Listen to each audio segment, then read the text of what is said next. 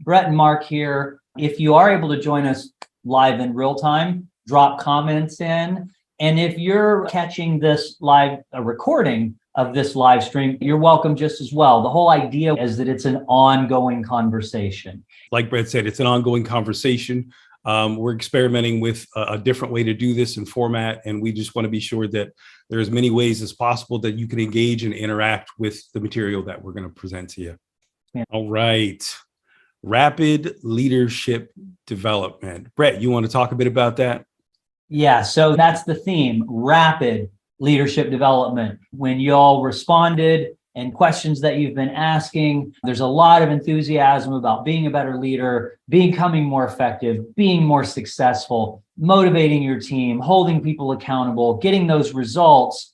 However, as we're going to see today, it's very confusing. And if you go out and read books and watch videos, you end up more confused than when you started. And so today is about how we can rapidly improve our leadership performance. And I mean days and weeks.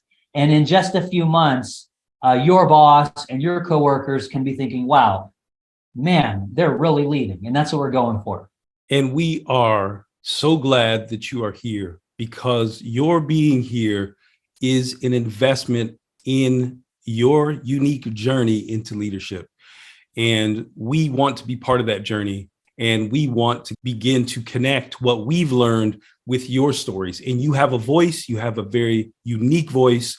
And Brett and I are here to help guide and curate and bring out the best in that voice. So I'm very, very excited, and we're going to get into it.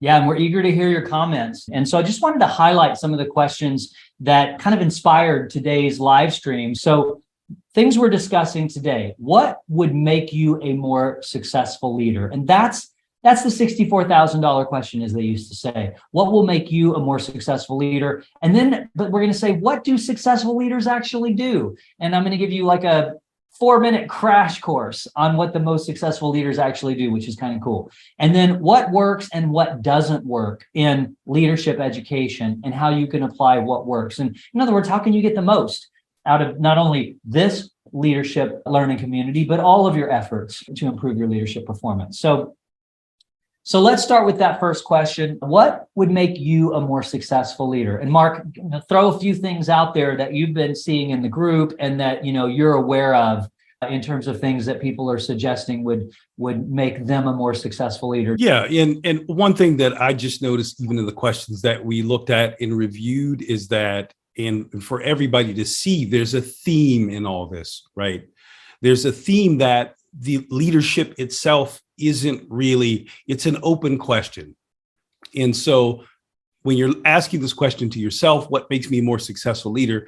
Part of the anxiety is, well, we don't really have a good working definition of what leadership is. I think these things would make me a better leader, but also there's this broader dysfunction out there. So I want you all to just hold that in mind as you begin asking what would make me a successful leader. And you're sort of dealing with this tension out in out in the world of work. Also, there's a lot of dysfunction. So generally speaking, there isn't a lot of good definition of what that is. Totally. And that really tees up some of the slides. I appreciate that. And then another question is, what aspects of leadership do you want to get better at? And so a lot of things that I hear is, how do I motivate people? How do I hold people accountable? How do I get my team to perform? How do I get people to care more and to be more engaged in some way? I'm uncomfortable with difficult conversations or conflict. And then the other thing is, what frustrations and problems are you facing? And so that's another good way to think about it. What's difficult? What's frustrating? What's demoralizing? What's draining? What makes it sometimes feel overwhelming, or all that pressure that we sometimes feel, and that responsibility, and we're not always sure what the best move to make is. Again, part of this, and I look at this question, part of the frustrations and problems, part of what Brett and I saw, we're going to tease this out a bit, is there's no standard of what leadership is. What is leadership? Is it behaviors? Is it certain kind of qualities? Is it a skill? There's no consensus on what it is. So some of the frustration that you ultimately end up feeling is because there is no standard. There's no one definition. And what Brett and I want to do that's very different here is begin to develop a standard, something that you can hang your hat on. Love it. I love it. So the big question then is, what do successful leaders actually do? And we're going to actually answer that question. And so first, they set the goal, the destination, and then they create a plan to get there, right? So that's sometimes called direction setting. And clearly, a leader that's not going anywhere or doesn't have any kind of plan, it's not really, considered to be leading in the strict sense of that word.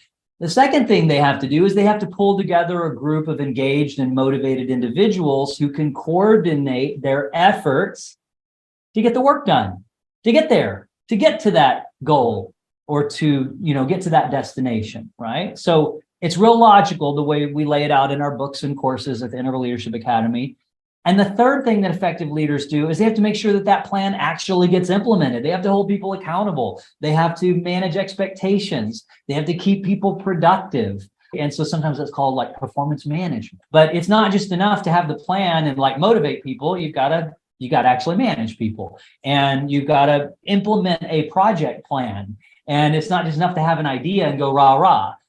That's where also project management comes in. So in other words, if we simplify it, and we love to simplify things so that you can get good at it. I'm reminded of like basketball, dribbling, passing, shooting, rebounding. You practice, whatever skill that you're learning, you need to know what the fundamentals are. I'm a fan of like the UFC and MMA, and there's kickboxing and there's wrestling. And then there's the ground game called grappling or jiu-jitsu. And so you have to have all three. Well, as we're going to see, leadership is exactly the same way. Planning, teaming, and executing. That's it. And so you might be great at one or two and not so great at the third. And so we need to make sure that as leaders, we're well-rounded enough that we can dribble, we can pass, we can shoot, we can rebound. If we go into the MMA and we're good at wrestling, but we can't box, well, we're just going to get knocked out. And so, that's what happens with leaders. Most all of you are already really good at one of these. Many of you are good at two of them, but most of you, and it'll be different for different people, never really got a lot of training. And maybe no one even told you what those specific skills and techniques were. They never taught you to rebound. That's right. And so that's so powerful. Do you want to add anything here? Well, I love that, Brett, because, in my experience, leadership is assumed. People get in certain roles or positions, and it's just assumed that they know what to do. Again, this is our culture. This is our historical culture around how we implement, how we view our perspective on leadership is very intangible. What Brett and I are doing here is bringing that out of the clouds, that's right, bringing it down to earth and making it a very tangible thing. And you'll see this in the slides, because you can't improve what you can't see and what you can't measure. Right. This gives us measurables. This gives us pillars, something we can, again, hang our hat on. And it's very, very simple. And once we need to practice our free throws or practice our passing or our dribbling, all we have to do is practice it for a few weeks and we've got it. But if no one's ever told you the technique or even what the techniques are or how to practice it, then you're kind of dead in the water. And that's one of the reasons that leadership is such a murky, kind of confusing, muddied water thing. So this is just part of the universal leadership model. And so there's our planning, executing, and teaming. And we like to think of these as the three inherent responsibilities of leaders.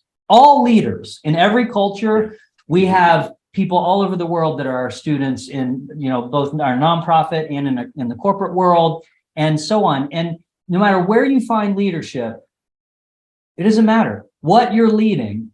You're going to have the responsibility, if you're the leader, of planning and of teaming and executing, just like we talked about before. But what very few books break down is, if these are three inherent responsibilities, you could also think of them as abilities: the ability to do planning, the ability to do teaming, and the ability to do executing. Well, the ability to do wrestling and the ability to do kickboxing and the ability to do jujitsu or grappling is made up of techniques, also called skill sets. And so each of these has 3 skill sets. And so that's what you're going to see in the training material. There's 3 skill sets for planning, there's 3 skill sets for teaming, and there's 3 skill sets for executing. And you're probably already good at 1 or 2 in each dimension. You could also say those are 3 dimensions of leadership. And so you're already good at some of these, but there might be 1 or 2 that you've received very little training on or coaching, and you might not even be able to name the techniques. And so that's a big part of how we can really do rapid leadership development. And there's one other thing too. You don't need to go through and learn every single technique and every single skill set of all 9. You mainly need to focus on the ones that you're not strong in yet, that you haven't received, because you're already pretty good. You wouldn't be in a leadership position if you couldn't do a lot of this already. You can do a lot of this already pretty good. And some of these things you're fantastic at, you're an absolute ace at. And that's awesome. We want to, build on that. But the way you actually improve your leadership performance is counterintuitive. It's not focusing on your strengths. Focusing on your strengths is good advice if you're in your 20s and you don't know what your abilities are. You have no clue what your gifts and talents are. You don't know what your values and your virtues and the thing called strengths are. Those are actually values and virtues in positive psychology, but some people call them strengths. If you don't know that, that's helpful. Focus on your strengths to get to know yourself. But man, when you're a manager, the answer is not to focus on your strengths. That's what got you there. That's why you got promoted. But to be a good, effective leader, you actually focus on the 1 or 2 or the 3 skill sets and specific techniques inside those skill sets that you're not good at or you can't do at all. And so it's a little counterintuitive. And a lot of the things that we do here in the Integral Leadership Academy is counterintuitive. If you've been asking, why is it so confusing? Why is leadership so confusing? Why is it that I've gone to a leadership training and didn't improve my leadership at all? My team invested in leadership training and we didn't see any impact. So I want to mention this. I've written several books on this, but I'm just going to highlight it very quickly. What works and what doesn't in leadership education. There's a whole book on what doesn't work. That's called Bogus Leadership. And then Accelerating Leadership is all the details, this book, about how to do rapid leadership development. That's a 300-page book on rapid leadership development. And then Integral Leadership, and then Reinventing Leadership. And the cool thing about Reinventing Leadership, 1, you have a free copy as a member of this community. And 2, I created a video training. You don't even have to read the book. You can if you want to, but you could also just watch the short video training to get that. So the first thing that I want you to be aware of is why most leadership development programs fail. And that is because of the knowledge skill transfer gap. You can Google it. It's a whole thing. There's all these studies on it. Very little of what is learned in a classroom or a seminar setting, like a leadership seminar at Harvard for a week or a 3-day leadership seminar.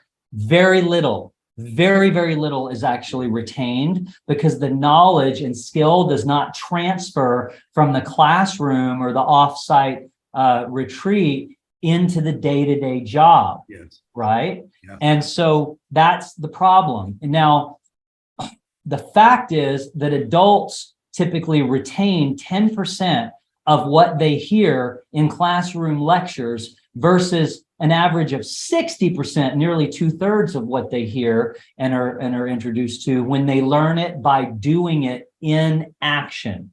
Kids memorize, adults learn by doing. And so this is called practice-based learning. And we invented practice-based leadership development 23 years ago. And we're still the main ones doing it. It's been adopted by some organizations, but not nearly enough. And so that's the key, is treat these as techniques and practices, and you can learn them quickly. So the next big idea regarding what works and doesn't work is there's only one way to learn a complex skill, like leadership, or playing a musical instrument, or playing basketball, or football, or flying an airplane. And the cool thing is that you've already learned many complex skills in your life. You've learned basketball, football, volleyball, baseball, playing a musical instrument. Maybe you play the piano, maybe you play the violin or the guitar, etc. You've been learning complex skills your whole life. There's only one way to learn a complex skill, to break it down into specific techniques, then practice them until they become habit, then layer more on until they mature into skill sets. Complex skills like playing a musical instrument or learning a sport is made up of multiple smaller skill sets, and each skill set has techniques. And that's what you're going to learn here at the Integral Leadership Academy. The other thing I want to mention is failure to measure behaviors. Mark mentioned this earlier. Peter Drucker said you can't improve what you don't measure. 90% of leadership coaching and training programs don't measure skill improvement because they don't treat leadership as a complex skill. Therefore, they fail to break training outcomes down to concrete behaviors and don't establish measurable benchmarks. There are very few places outside of our books and the Integral Leadership Academy that provide actual benchmarks of what does it look like at a low level of proficiency, medium and high in all of the leadership abilities and all the 9 skill sets. And then the other thing I want to mention is context. That means circumstances, different leadership circumstances and situations. Most leadership training and coaching and most books on the subject ignore context. They ignore the circumstances and the situation, but there's no one size fits all leadership. Mark mentioned that earlier. The effectiveness of any leadership approach is based on the context, the different circumstances, and especially the different followers and the team cultures, because that's going to determine what kind of leadership is going to be effective. And so this is very important, and it's fundamental to the approach to rapid leadership development that we do that has been working very well for the last 23 years. And the last thing I'm going to mention is using the wrong style destroys leadership credibility. One of the biggest mistakes leaders make is they use their favorite style of the type of leader that they like to follow. But their followers all have a different definition in their mind of what effective leadership is. Some of those leaders think effective leaders are inclusive and all the employees, even the brand new employees who don't know anything, should have a say in every decision. But yet, other people really feel like the leader should just tell them what to do and make sure that, everybody follows the rules. And that's good leadership. And other people think the leader is the one with the most expertise, right? And that's the leader. Well, that's very confusing. And if you use the wrong leadership style with the wrong people, it gives them the impression that you're not a good leader, according to them. So let me explain. Leadership credibility is subjective. In the same way that beauty is in the eye of the beholder, leadership is in the eye of the follower. Leadership is in the eye of the follower, not the leader. Who's the person who assesses if that leadership is good? The leader or the followers? It's the followers. So different followers view different leadership styles as credible or not credible. You have to use the style that's resonant with your followers, and if you want to be seen as credible in their eyes. So that requires more, explanation to learn. I wrote a whole book on it called The Leadership Rosetta Stone. Did you want to add anything to these 5 insights about rapid leadership development and what works and what doesn't work, Mark? No, I think, Brett, it's very exciting. This is a wonderful foray. And I think as Brett went through the slides, you're starting already to get the sense that this is different. We have mapped out the landscape of what leadership looks like. And that's a very first important, credible step that I think separates what Brett and I do from what's out there in the field, is that what does this leadership actually look like? We're all looking at the same thing. So we have the geography and the map, and now we can go to those places more specifically when you get involved in our work, and you can begin to build a credible sense of, okay, this is my game. Like Brett mentioned, like my basketball game, this is my schema. This is, like offensive coordinators will have, they have a game plan. So this is my game. This is my game plan. I understand it. I understand what I have to work on. And like we said, we try to make as much material as possible available for you to start to get this in your skin, get this in your bones, really embody it, what we're trying to talk about here, so that you feel leadership. But then it's not just about trying to look the part.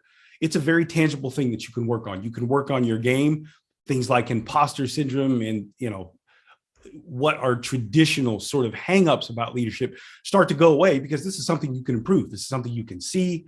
It's something you can touch and feel. Now it's tangible. No longer up here, intangible. It's something you can get and feel. So we are very excited and encourage you to dive into the materials that Brett's provided. Okay. Yeah. Everybody, like Brett mentioned, engage with us. This is an ongoing conversation. We want to create a sense of continuity here. And like I said earlier, you're going to start to notice a theme. So we want you to stay open to this and also just be aware. There's a self-awareness component to this, but you'll start to see that a lot of you are aligned already in this community in terms of you have the same questions, you'll have the same concerns. And, we just think it's really going to galvanize your time here, and you're going to get a lot out of it. Thanks again for your time. I know your time is very valuable. Everybody's busy as leaders, so appreciate your attention and your time, and we'll be in touch. Talk to you soon. See you Bye. soon. All right, everybody. See ya.